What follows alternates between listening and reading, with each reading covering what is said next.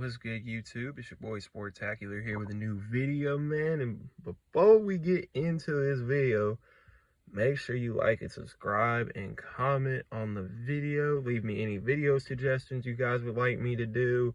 Just subscribe just because, man, to join the team, bro. We need some teammates out here. You know what I'm saying? Just please subscribe, like the video. And let's get into the topics of today. And these are just random topics, as well as, I guess, topics that have recently happened or are going to happen. So let's get off with the first one, which is I'm hearing a lot of negativity towards DeAndre Hopkins. I'm looking at all these posts. I'm looking at everything like him being compared to Andre Johnson, Randy Moss, and Julio Jones, you know, just the disrespect, man, for DeAndre Hopkins, man. Let me just get this out of the way. He hasn't even played for us yet. So he ain't even like, he's not even been in the offense yet. He hasn't played yet. Like, how are we supposed to know what he's really going to be? You know what I'm saying? Like, I just think people go straight to negative because that's all they know. And it's like, come on, man. You don't even know what he's going to be like yet. He hasn't even played for us yet.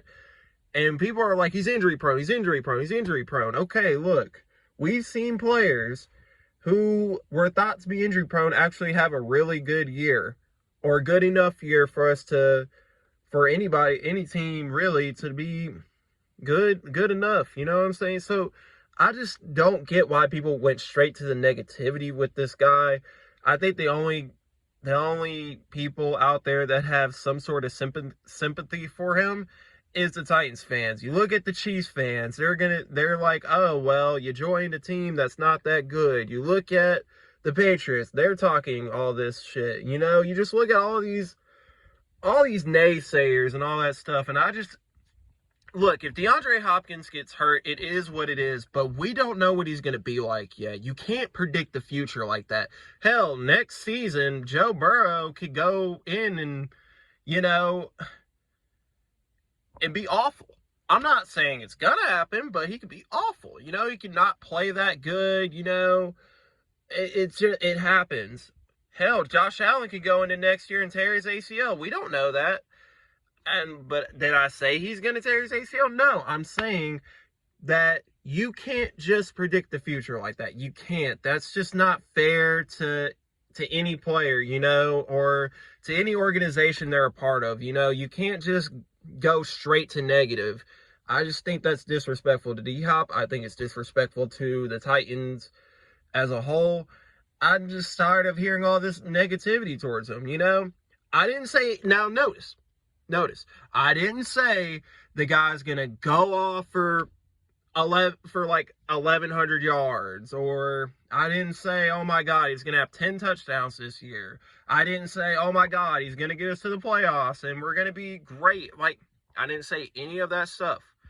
I'm just simply saying, for the people out there that are putting all this negativity, throwing shade, you know, just any negativity, like, just come on, man. Like, the dude ain't even touched the field for us yet.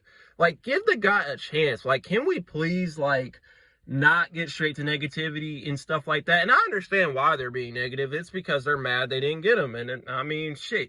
For you Chiefs fans, you still got Mahomes, the best quarterback in the league. You still have Mahomes. You know, this dude won a Super Bowl with not really any talented receivers. You know, Travis Kelce, to me, was all he really had on offense last year. But Kadarius Toney played good. You know, there was just guys that stepped up and played good enough for them to win. And Patrick Mahomes is just that dude. So, I mean, I hate to say it, but he's just that dude. So, Mahomes is just going to carry as usual.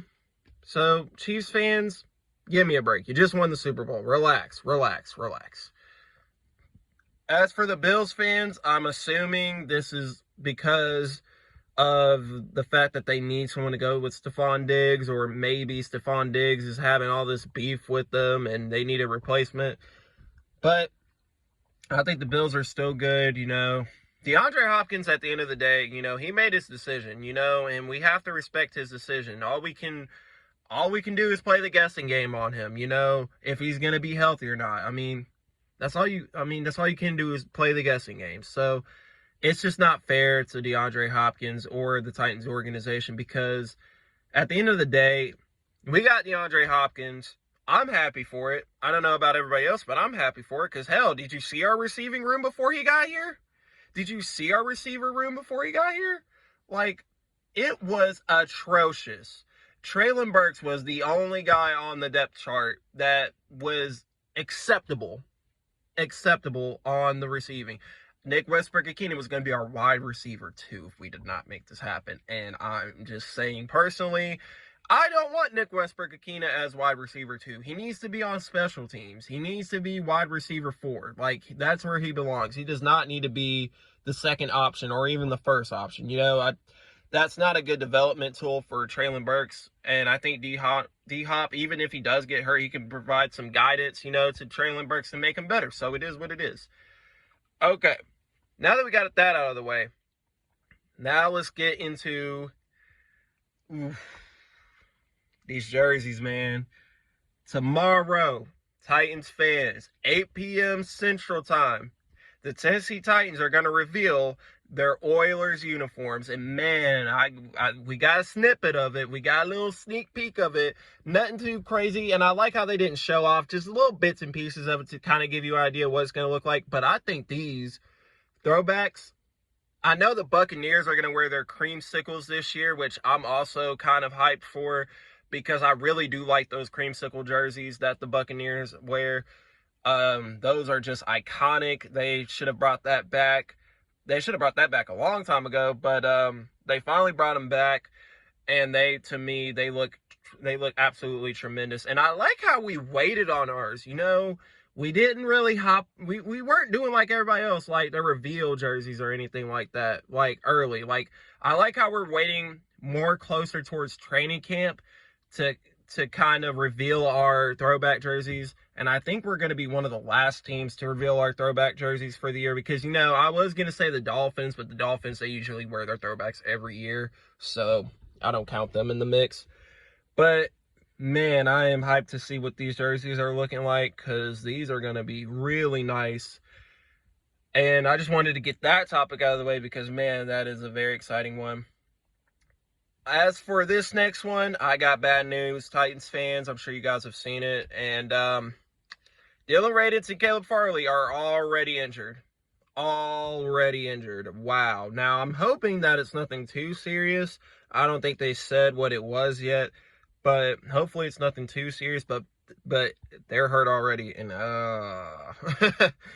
like, Caleb, dude, I feel so bad for Caleb Farley, man, because for any player to play the sport that they love and that they've always wanted to play since they were a kid, just to be hurt all the time, they did not want that life.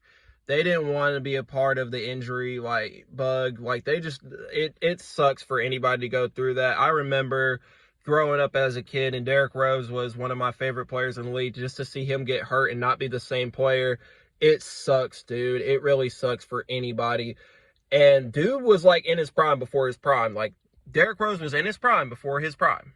Like I don't think people understand that. I know I'm getting off topic here, but I don't think people understand that this dude was playing in his prime before he was even close to his prime. Because I don't even think you hit your prime till you're about 27, 28. Closer to 30, actually. So, but back to the Caleb Farley situation. I feel bad for Caleb Farley, you know. I feel bad for him. I think John Robinson, this was one of his draft picks where he just took a big risk on it. And I get it. You know, I guess it's not that bad. But we can't cut him either, because it's like, if you cut him, you're losing $2 million. And why would you lose money? That doesn't make sense. It's just not going to work for the Titans, and it could destroy their future possibly. So you can sign like a couple veterans for that. Like, come on, like, it's not worth losing $2 million. Now, here's the good news. From what I've seen, this is, I think, his last year on his rookie deal, so the Titans can really just cut him, which I think is more than likely going to happen because the guy just cannot stay healthy. I feel so bad for him. Bless his soul, because that dude deserves a lot of... that guy should be really good, but, you know, injuries caught up to him. As for Dylan Radunz, he got hurt in the Chargers game, right?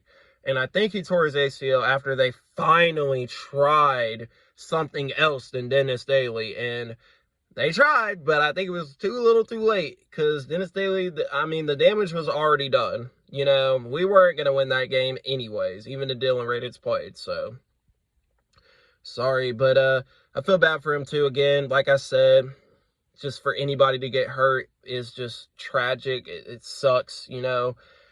They didn't wish to get hurt, but you know, that's life, you know. You're going to go through things, you know, and I know you guys are, I know that sounds cliche, but come on, like, you gotta live life, you know. You gotta live life. That's all you can do at the end of the day. Feel bad for those two guys, but I'm gonna hop back into some good news, and this is where I'm gonna end it off, and then I'll come back maybe tomorrow to do another video on the second topic, how I feel about this team going into training camp and all that stuff. But Kevin Byard got a restructured contract, and I'm glad they worked it out because Kevin Byard does not deserve a pay cut. If anybody deserves a pay cut, is Ryan Tannehill. He's literally, like, I don't know. We'll see what happens this year. And for me, this is it. This is it. I'm going to talk about that too tomorrow. I'm not going to go too deep into this, but this is it for Ryan Tannehill. I'm going to save that for tomorrow. But as far as restructuring Kevin Byard, I am happy because that guy does not get hurt. That guy does stay on the field, and he is a big need for our team because we need production on this team, and that guy is literally the guy who provides that production on the defense and on the entire team, in my opinion. I know there's Derrick Henry, but you know, we gotta give Kevin Byard his flowers.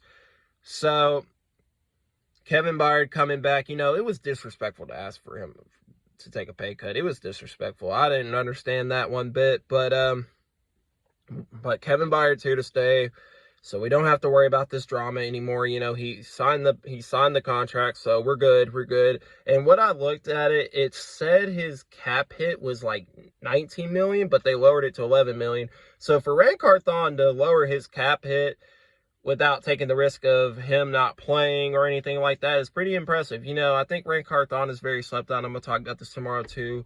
I think he's a very slept on GM. In his first year, he's made a couple moves. And hell, he got D-Hop. So not bad for him to start off his GM career. But that's where I'm going to end it, folks. I'm going to get inside because it is late and I need to go to bed.